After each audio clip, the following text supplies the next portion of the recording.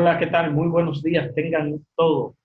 Siempre estamos ya en este espacio por la mañana, un espacio que cada día hacemos por la frecuencia del canal 22 de Altiz y 52 de Claro, siempre llevándole lo mejor de la mañana, en compañía de la directa amiga Jessica Sahara. Hoy estará con nosotros el periodista Manuel Brito. Buen día, Brito. ¿Cómo están las Buenos cosas? días, Alexander, y a los amigos que siempre nos siguen en este espacio por la mañana.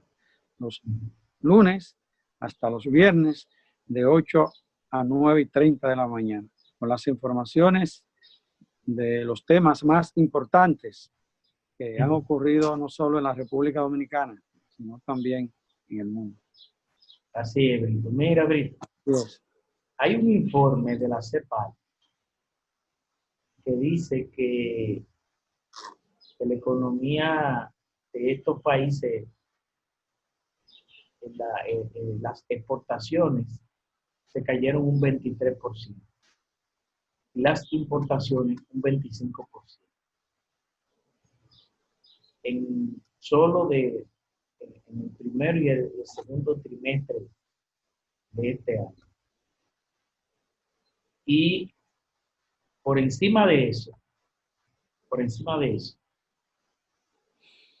hay un informe de la economía dominicana que dice que desde el 2012 hasta hoy, o sea, en los últimos 8 años de la administración de Danilo Medina, el endeudamiento de la República Dominicana con el mundo aumentó un 80%. Sí. Y digo con el mundo porque este país le debe a las 15 vírgenes. En estos días uno de los vocingleros, una de las bocinas pagadas de los mercenarios de este gobierno, hablaba que este había sido el mejor gobierno en 60 años. Yo no sé con qué parámetro que se mide la calidad o la eficiencia de un gobierno. Y digo que no sé, porque si a este gobierno lo medimos en función de lo que nosotros hemos vivido, y por vía de consecuencia podemos comparar con los gobiernos de Balaguer, de Leonel, de Hipólito, después de Leonel otra vez y ahora el de Danilo. Yo pienso que el presidente Medina sale muy mal parado. Empezando porque el presidente Medina vive exhibiendo como su logro más trascendente en estos 8 años el asunto del 4% a la educación. Y esa es la farsa más grande que ha habido en este país, porque Danilo no le puso el 4% a la educación. Danilo le puso 1.23 a la educación. 1.23.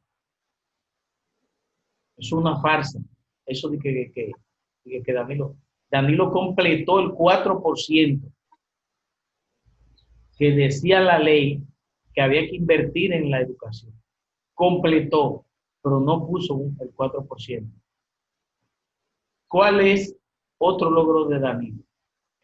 Las cajitas guindando esas que surcan aquí los barrios de teleférico. Pero eso ha sido un error tan grave que cada vez que se nubla hay que suspender las operaciones. Desde que se nubla que va a llover hay que suspender las operaciones del teleférico. Y yo digo, y el 911 era un programa. Él lo que hizo fue darle continuidad al Estado.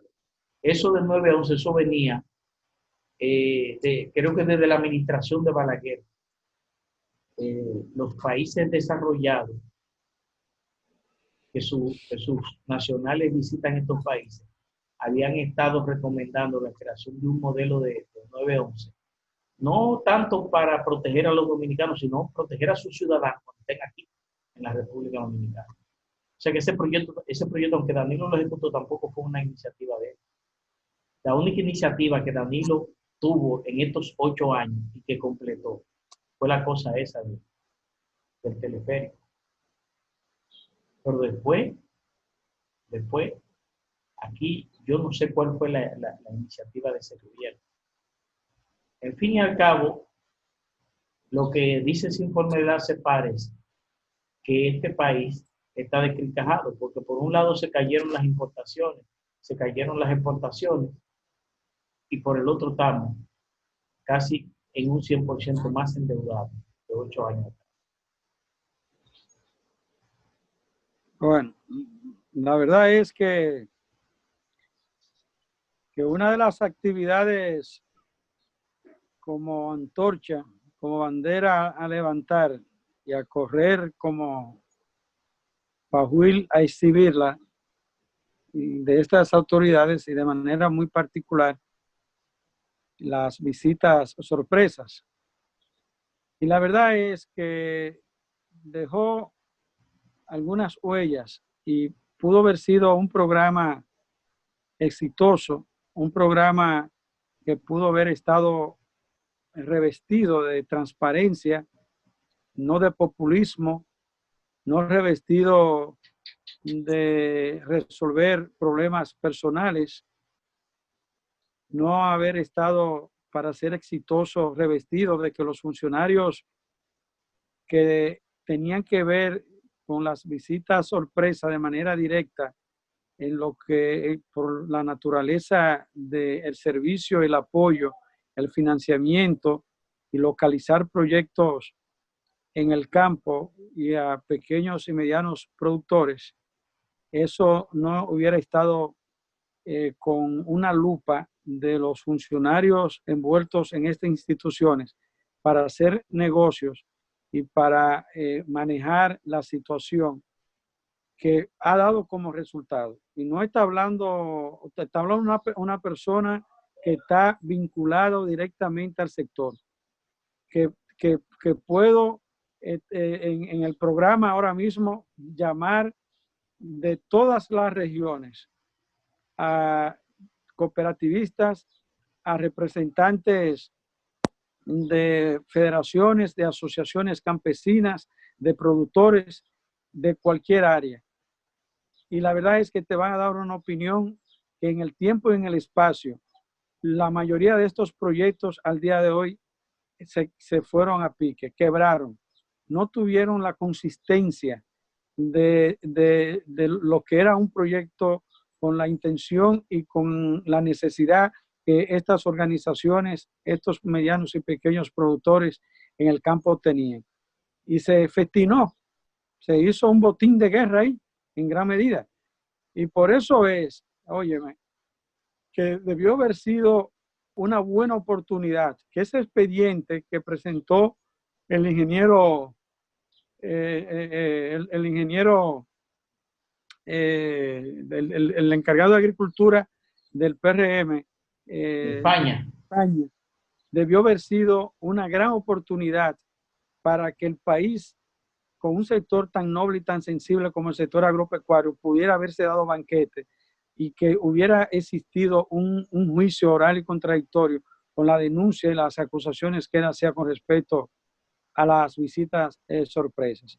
Y ustedes van a ver de aquí a 1 año, 2 años, es más, 1 año es mucho, que más del 80%, el 90% de todos esos proyectos que se iniciaron hasta lo que día de hoy no van a sobrevivir a lo que ha sido la dinámica por lo mal en que eso se manejó y lo mal montado. Sirvió solo como un trampolín político para la reelección del presidente Danilo Medina. Esa es la verdad. Y por ahí se dispendiaron miles y miles de millones de pesos. Y usted va y las cosas pocas que quedan, puede que por aquí hubo, del verbo ya no existe, ni va a haber, ni hay, mucho menos. Entonces, ese elemento fue un aspecto que se levantó, Alexander, como una bandera importante. Y sin decir para ese periodista, ese colega, si se le podría llamar Alexander, dame un segundo, que sí, que en verdad me he entendido un poquito en esa dirección, de que Danilo hizo el mejor gobierno del mundo. El mejor gobierno del mundo y tenemos hipotecado 5 o 6 generaciones el país con deuda. persiguiendo y cerrando programas y persiguiendo periodistas, a empresarios, modificando y queriendo volver a modificar la Constitución solo para reelegirse, pagando a periodistas para que ataquen de manera personal a sus opositores y estén chantajeando a todo el mundo, pagando miles de millones de pesos a profesionales del área del derecho para que extorsionen y distorsionen todo tipo de institucionalidad y que sirvan para atacar en lo personal hasta sus propios compañeros.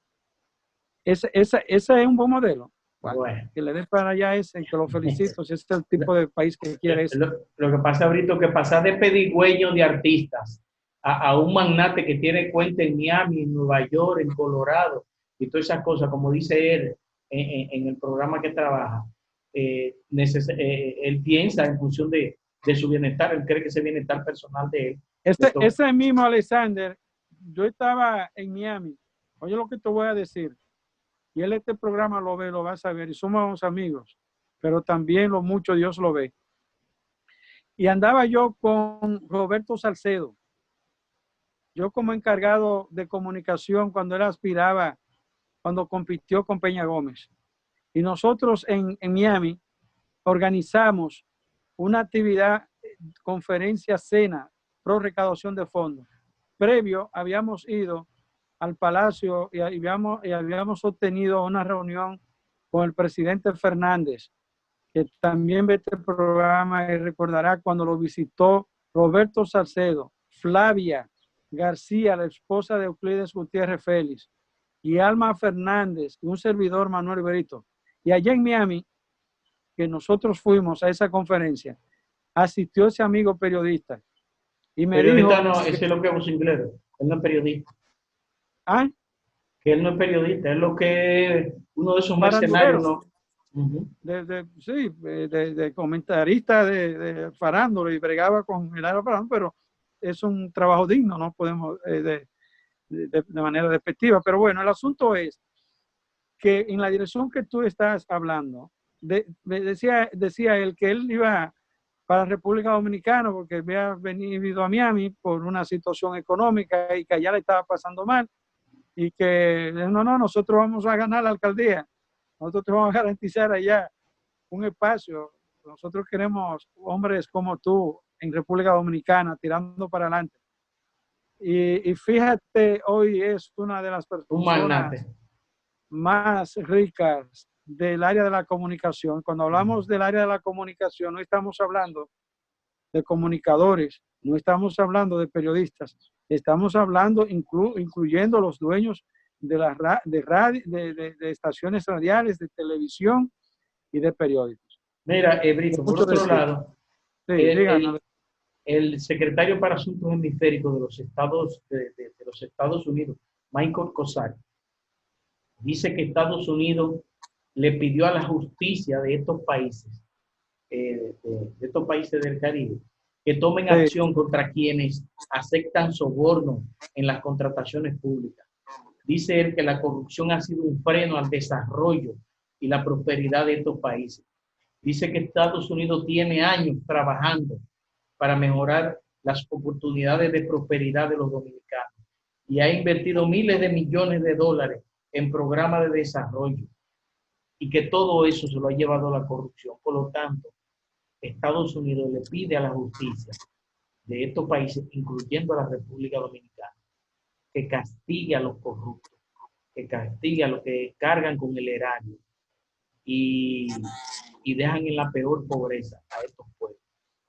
Yo me solidarizo con esa posición del secretario para Asuntos Hemisféricos de la Embajada del Departamento de Estado de los Estados Unidos. Sí, Alexander, la verdad es que no es necesario, aunque de más no estaría, que cualquier país en una información internacional pudiera plantear y llamar a la atención con un flagelo tan dañino al desarrollo, al crecimiento de los pueblos y más en estos países que adolecen de manera profusa y profunda el problema institucional, que es transversal a lo que es el régimen de consecuencias, el famoso régimen de consecuencias, el fortalecimiento de instituciones que tengan estructuras de prevención y que se la ponga más difícil al accionar de la corrupción, que hayan leyes, normas, reglamentos, instituciones y mecanismos que transparenticen lo que es la compra y venta y el uso, el ingreso, el egreso de los recursos de las instituciones. Por ahí es que debemos aspirar con una justicia que sea capaz del látigo bajárselo a quien haya que bajar sin contemplación, sin importar quién haya cometido el dolo en detrimento del erario público, de los recursos del pueblo. Y estos países al nivel de Europa, Estados Unidos, que asumen esa preocupación, es precisamente porque sus cónsules, sus embajadas, sus representantes diplomáticos ven el laissez-faire que ocurre en estos países, de manera particular en la República Dominicana, y cómo se exhibe esa situación. Fíjate en este caso cómo Fernando Rosa, el de Fompel, le da una respuesta al presidente Luis Abinader de que ahí se manejaron las cosas con transparencia. Pero ahora que se manejan las cosas con transparencia, y al día de hoy se hace una denuncia de que la hermana del presidente había una fundación, que no fue ahora que se está discutiendo eso, ni se está hablando de ese monto. Eso se está oyendo en las redes sociales de ese monto hace como 2 años, 1 año. Sacó de ahí decenas de millones de pesos y ella no ha podido responder a esa situación. Entonces, como se ve toda esta denuncia, una denuncia que se hace a un funcionario que quiere ser presidente de la República, que se lleva en la pata de los caballos y se hace una denuncia de 11.500 millones de pesos y no se inmuta. Sigue caminando como que no es con él que están hablando. Ni es capaz de demostrar su inocencia en una acusación de esa envergadura y sosteniendo, y un solo papelito de esos que se presentaron, que respondían a ese dolo, no se inmutó para responder a ninguno. Pero se habla de lo que significó Punta Catalina, de lo que se habla, lo que ocurrió en el CEA, de lo que se está dando, lo que se dio en el famoso caso de la Hoy Soy, lo que se dio aquí, allá y Cuyá, por Dios. Y yo hasta felicito de verdad a Fernando Rosa, que ese tiene el valor de dar la cara y no está temeroso, porque también, como digo una cosa, digo la otra, ahí se manejaron la cosa honesta. Ese incluso está dispuesto hasta ir a los tribunales y demostrar y a someter a quien sea. Ese por lo menos yo lo felicito. Pero aquí todo el mundo empata la mula y le pueden decir lo que sea, y frente a su familia y frente a la sociedad y como político a su partido, no es capaz de dar la cara. Yo eso hasta lo felicito, Alessandro. Mira, ¿verdad? así es. Mira, claro, ese tiene valor. Sí, mira, tenemos también que ayer no, antier, ayer era jueves, el miércoles. El miércoles, el miércoles en Nicaragua sí. Se provocó un incendio en la catedral de Managua, donde se quemó unas imágenes de la Iglesia Católica que tenían más de 350 años en esa. Así es. Así es. Tenía más de 50 años y el cardenal de ese país, antier, el miércoles, hizo una rueda de prensa y acusó directamente, indirectamente lo hizo al gobierno, porque todo el mundo sabe que era el gobierno que estaba acusando. Y el gobierno dijo que supuestamente ese altar se había quemado por una vela, por unos químicos que tenían ahí. Y los cardenal, los curas, un obispo que fue entrevistado, dijo que ellos habían visto a un tipo que había estado merodeando la zona de ahí de la catedral y que ellos acusan directamente a esa persona de haber sido quien incendió ese altar de la catedral. Dice decía el cardenal que en el último año y medio, la Iglesia Católica ha recibido 24 ataques del gobierno. El gobierno acusa a la Iglesia Católica de ser un factor golpista, de tener una conducta golpista en contra del gobierno. Yo Daniel recuerdo, Brito, para pasarte la palabra. Ortega, el presidente Sí, Daniel Ortega. yo recuerdo, Brito, cuando precisamente Fulgencio Batista salió huyendo de Cuba y vino aquí al país. Sí, Trujillo era su amigo. Ajá, en esos días se había registrado aquí un nuevo cardenal. Y cuando Fulgencio Batista vio que ese nuevo cardenal había sido asignado aquí a la República Dominicana, le dijo a Trujillo, mira, cuídate de ese cardenal. Cuando ese señor llegó a Nicaragua comenzaron mis problemas. Y hasta que yo salté del poder, ya lo sacaron de allá. Eso significa que ahora vienen contra mí. A mí me supo. Y Trujillo lo que dijo fue que como que él no se peleaba con la iglesia. Sí. Yo recuerdo que Balaguer nunca se peleaba ni con los periodistas ni con las iglesias. Las iglesias y los periodistas le podían hacer a Balaguer, le podían decir que Balaguer siempre actuaba en forma prudente. Leonel no solo actuaba, sino que Leonel lo decía que con la iglesia y la prensa no se pelea. O sea, los políticos veteranos, Y es un criterio correcto eso. claro, los políticos veteranos nunca se pelean con la iglesia. A mí me parece que esa guerra del gobierno nicaragüense con la iglesia católica no le va a traer nada bueno a ese país y a ese gobierno.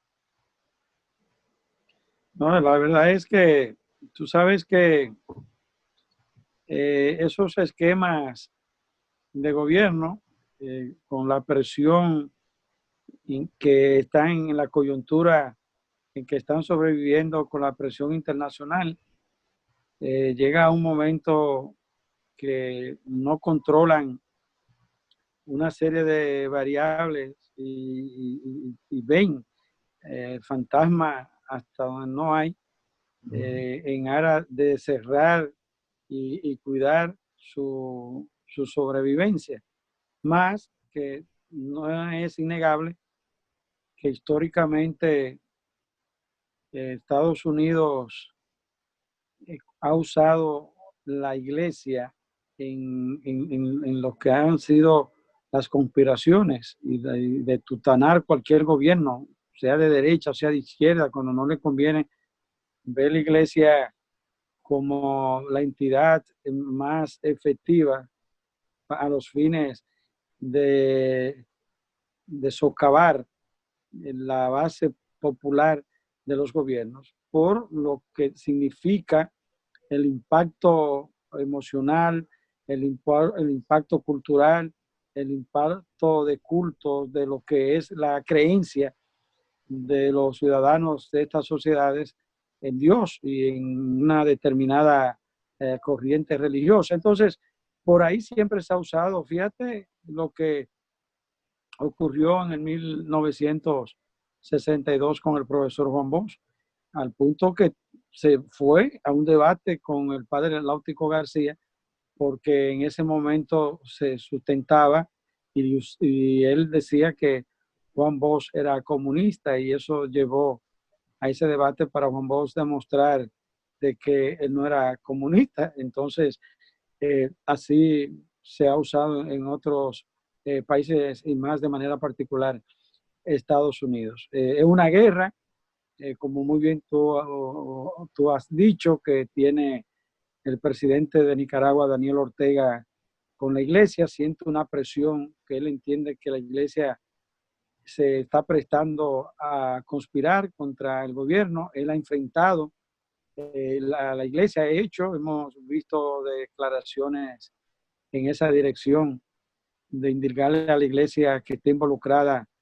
en conspirar y en espionaje y más que un papel de culto, están en actividades políticas y que ya ha dicho incluso que las misas